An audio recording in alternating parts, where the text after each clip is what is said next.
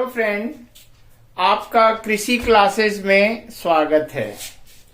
जैसा कि हम पहले वीडियो में हम बता चुके हैं कि हॉर्टिकल्चर में जो है हम प्रोपेगेटिंग मेथड का प्रयोग किस तरह से करते हैं।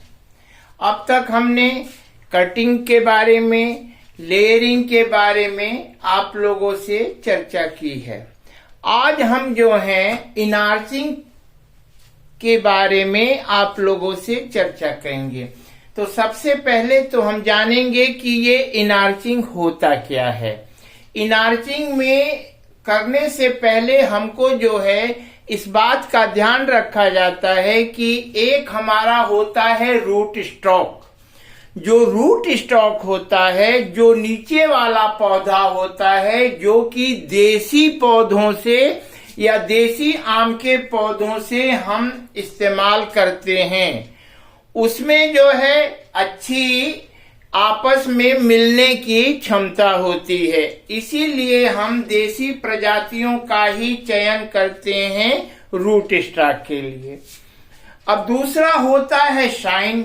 जो साइन होता है वह हमारा जो होता है वह इम्प्रूव्ड वैरायटी का, अर्थात जिसका हम जो है सम्मिश्रण या इनार्चिंग करने जा रहे हैं।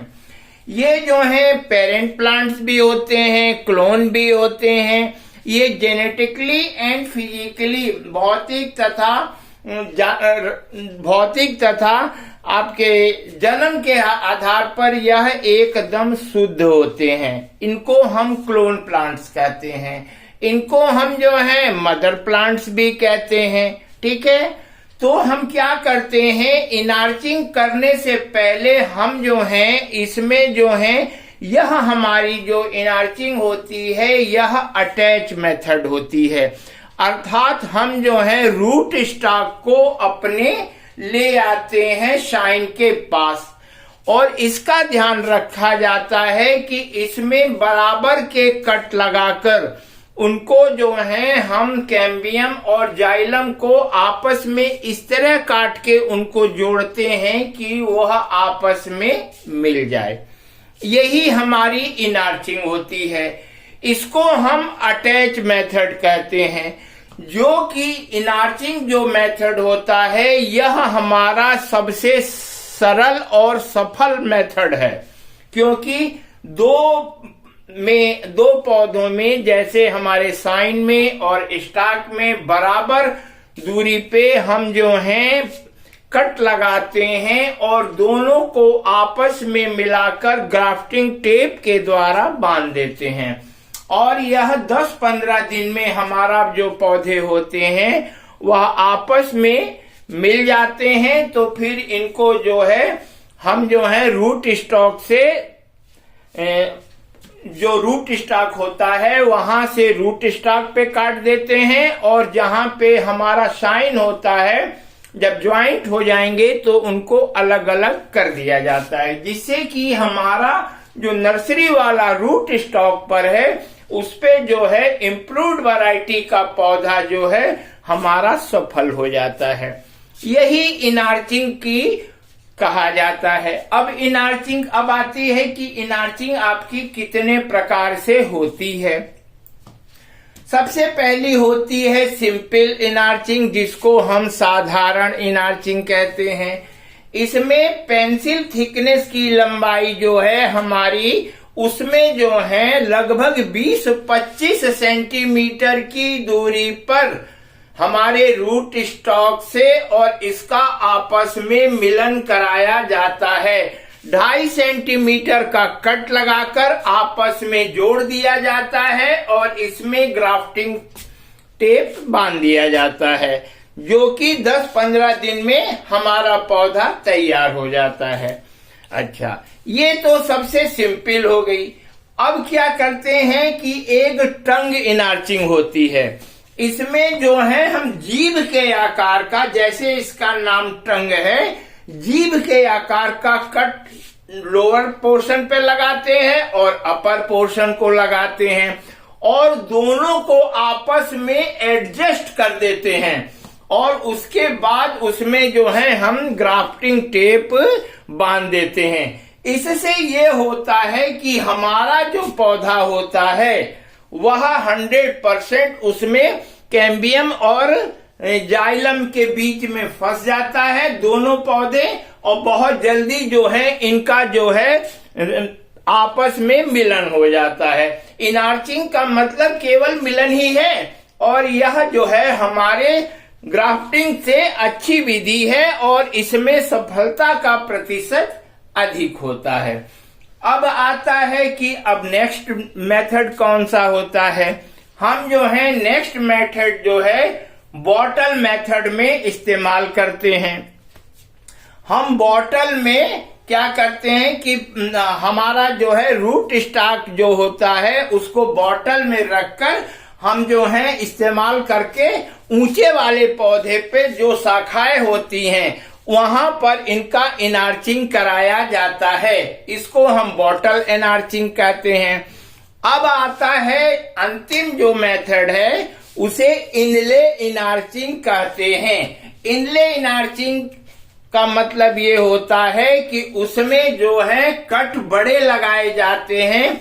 7.5 सेंटीमीटर का कट लगाकर दोनों पौधों को रूट स्टॉक और साइन स्टॉक को आपस में जोड़ दिया जाता है।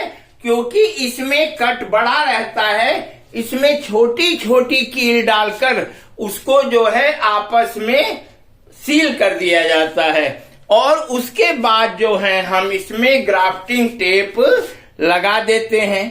ठीक है, ये जो है हमारा 15-20 दिन में जो है हमारा जो है मिक्स कर जाते हैं और हमारा पौधा जो है इनार्चिंग मेथड से इजीली तैयार हो जाता है।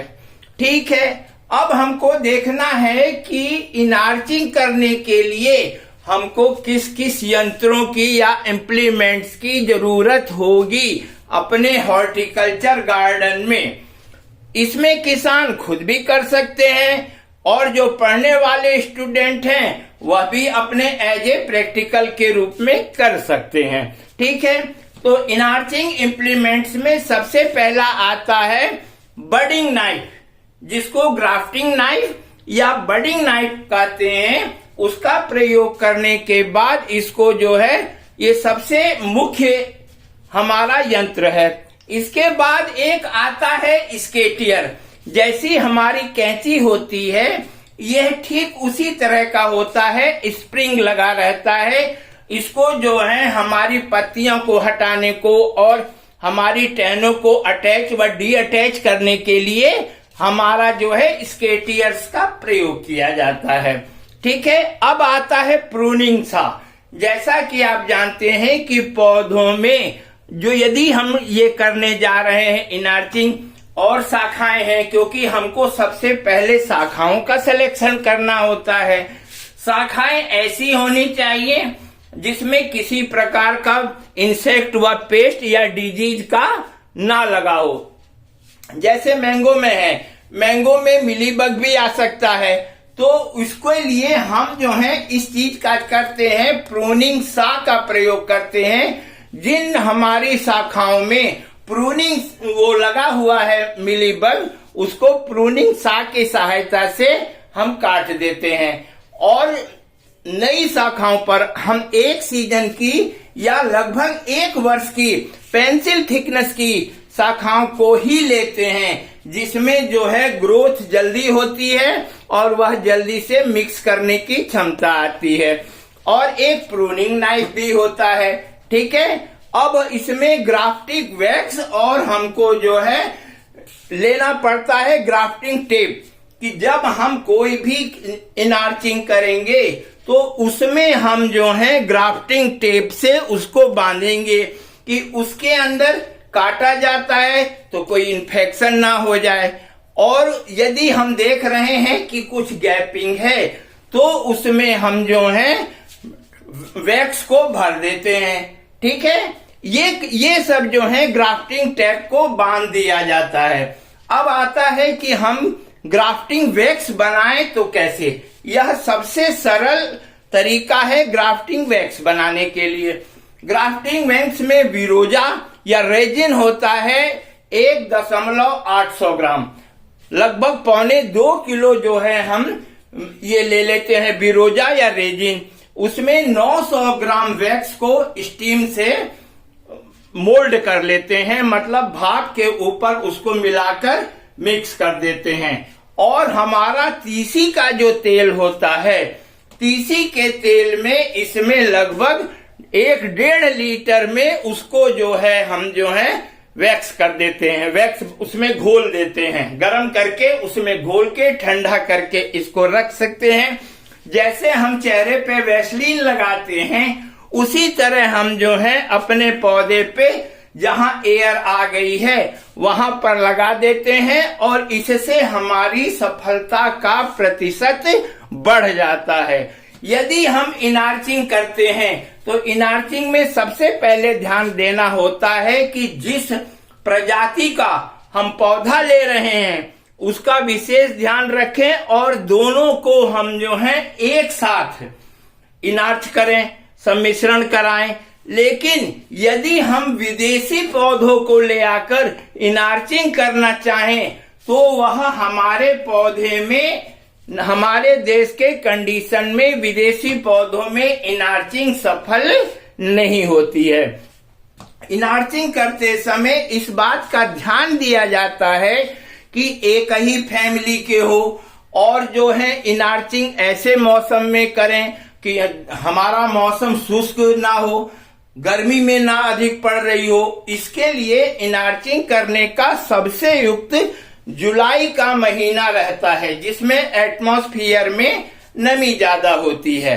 और सिलेक्शन करते समय, शाखाओं का सिलेक्शन करते समय इसका विशेष ध्यान देना चाहिए कि हमारी जितनी भी ब्रांचेज हैं दोनों branches free from the infection हो, अर्थात उसमें किसी प्रकार का पैथोजन ना लगा हो। यदि पैथोजन रहेगा तब हमारी जो है इनार्चिंग प्रभावित हो जाएगी और हम जो है अच्छा रिजल्ट प्राप्त करने के लिए जो इनार्चिंग किए हैं इस तरह इनार्चिंग हमारी फेल्योर हो जाएगी। तो इसका ध्यान देना चाहिए। पेंसिल थिकनेस हो, कैम्बियम हो और जाइलम को आपस में मिश्रण जितना तेज वो करेगा उसी तरह जो है हमारा जो है इनार्चिंग सफल होती है। धन्यवाद।